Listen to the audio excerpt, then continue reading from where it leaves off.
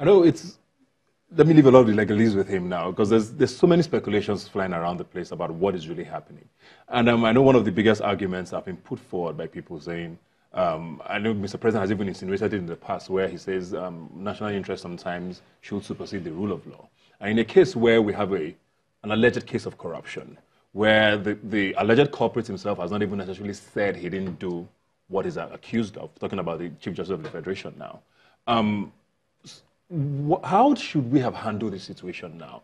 Should he not have been forced to step aside if that can be done? Can he be a judge in his own case or in his own court? Why did he refuse to step aside when there was a clear case for him to answer? Well, let's start by what Mr. President has said on more than one occasion, that national security should trump the rule of law.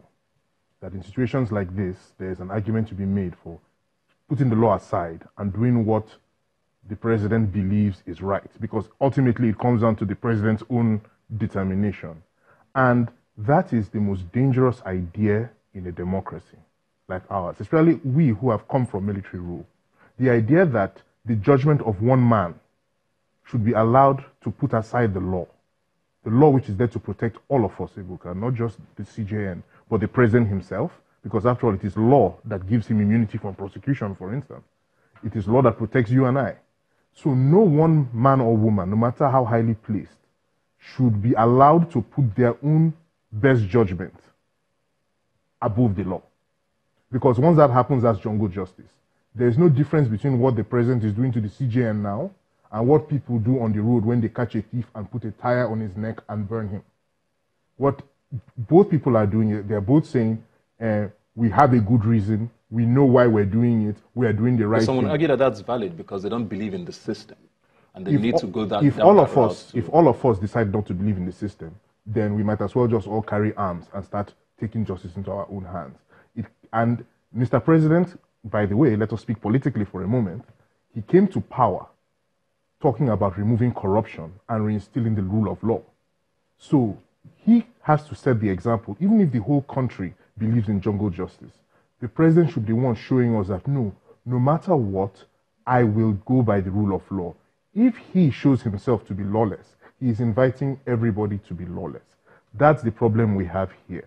The president has to understand that no matter how difficult it is to catch the people he wants to catch, he's not allowed to put the rules aside. And by the way, even if the CJN, let us say that the CJN is actually frustrating the process. Let us say he's refusing to remove himself. Let us say he's refusing to recuse himself and step aside. Let us say he's frustrating the NJC. We all know that the Constitution gives the president another legal way of taking care of that matter.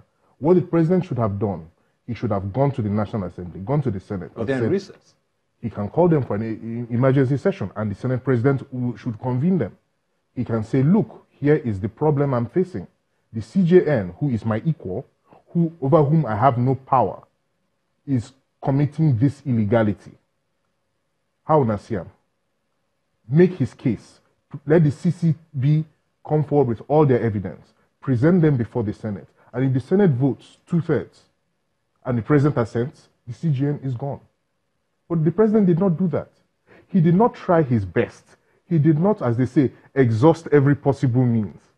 He just went straight for, you know what, the rule of law is not necessary. And you can even see it in his tweets. He said, we know that this is the right thing that should be done, the legal thing that should be done. But what if it goes against the interest? So he basically said, I know what I'm doing is illegal, but I'm going to do it anyway.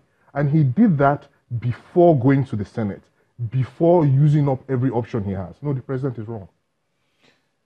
How valid is the doctrine of necessity in this case now? Because it's one doctrine that some people believe is based on your discretion sometimes. Should that be the conversation here? Well, Ebuka, the doctrine of necessity should be resorted to as a matter of necessity. I think right from when this doctrine actually was used in the case of Yaradua, it's far becoming an harlot, which is at the disposal of everybody. When you talk about necessity, necessity is actually saying a situation where there's no other opportunity, no other window open to you, no other option. You are in a cul-de-sac. You are snookered, and there's nothing to be done. There's no provision in law. There's no convention there's no practice that you can resort to, then the country needs to move forward. That's when you talk about necessity. When you still have option, when what the law states is actually very clear, then the issue of whoever is raising the issue of necessity, I don't know what would be the basis for stating that there's a necessity. And if at all, if you must talk about the application of the rule of doctrine of necessity, then it should be according to generally acceptable practice. When doctrine of necessity was invoked in case of Yar'Adua, we understood the nation was supposed to have a president, but there was no president. And in such instance, you understand that the doctrine of necessity could be invoked. But in this instance, you still have a whole lot of options. Andy just talked about option that is open to the president. And of course, in this instance, the president was not a process was already ongoing. The process had not been exhausted. I mean, we need to understand as a law, even though I want to look at it legally, I'm not holding brief for the CJN. Neither am I doing that for the legal profession. It's not, we are not talking about who is involved, but we are saying what is the process to be followed. It's understandable the CJN or the head CJN, being a human being, he had a feet of clay. It's possible for him to have erred. It's possible that maybe the offense was actually committed. I don't know.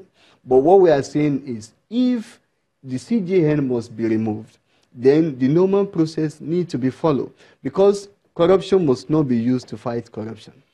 The timing of this has also come up a lot in conversation. We know that the heads of election tribunals were sworn in yesterday by the new acting CJN, who we're still going to talk about a little later. But would it have been a little less of a problem if the timing was different, or it still doesn't matter?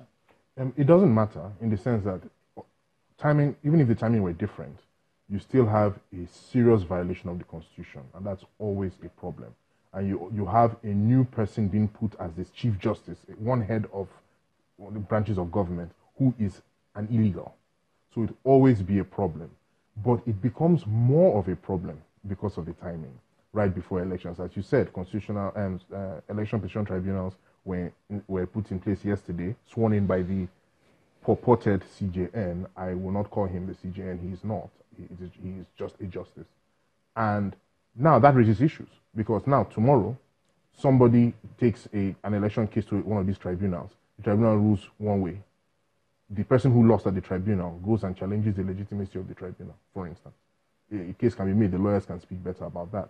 So you see, automatically you've created possible problems in the electoral process. Then leaving the process aside, you also undermine the credibility, because you have given an opportunity for people to question the credibility of what's happening right now before the election. And we already know that the situation on ground is tense.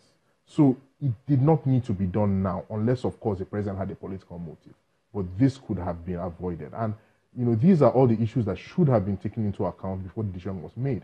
And which is why some of us are raising our eyebrows about the haste with which this was done. As the barrister said, there's a process ongoing. The president could have afforded to wait and let the process go through to the end.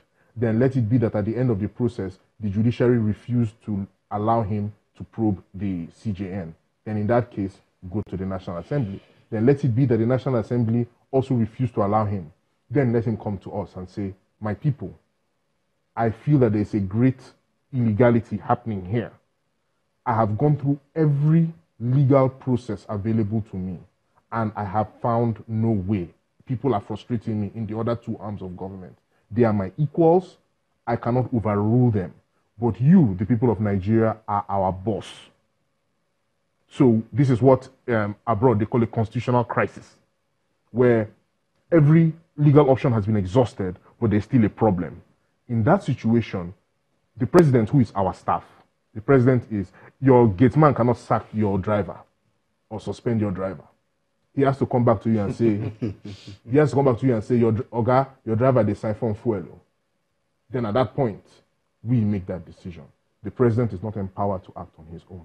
People need to understand that nobody is saying that the CJN is innocent. We were looking forward to the case, but we know the court where the case should go to. It should go to the NJC.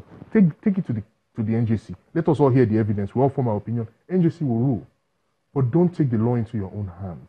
You, the president, are not allowed to do that. And if we allow the president to do that to the CJN, we are allowing anybody to do that to any of us.